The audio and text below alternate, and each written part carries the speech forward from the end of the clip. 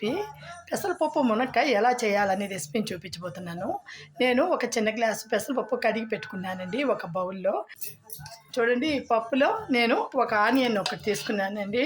Tomatoes ఒక చిన్నవి ఒక 3 టొమాటోస్ యాడ్ చేసేయవచ్చండి ఇప్పుడే. మనము ఒక 3 గానీ 4 గానీ మునక్కాయ కట్ చేసి పెట్టుకున్నానండి.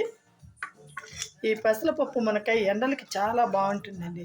అంటే ఇవి బాగా కొంచెం సేపు ఆ పప్పు మునక్కాయ ఉడికేదాకా ఇదన్నాక మళ్ళీ నేను ఈ రెసిపీని చూపిస్తానండి. చూడండి దీనికి కావాల్సిన ఉప్పు వేసుకోవచ్చు, చిటికెడు పసుపు పొడి, మిరప్పొడి కూడా లైట్గా వేసుకోవాలండి. ఎందుకంటే ఇది పెసరపప్పు మునక్కాయ కూటు మాదిరి అనమాట.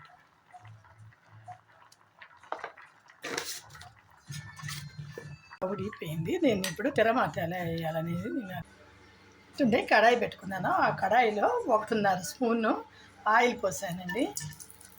కూర వడి ఉన్న వాళ్ళు కూర వడి వేసుకోవచ్చు, లేదంటే ఆవాలు ఉద్దిపప్పు అన్న యాడ్ చేసుకోవచ్చండి. ఒక 4 కరివేపాకు వేయాలి.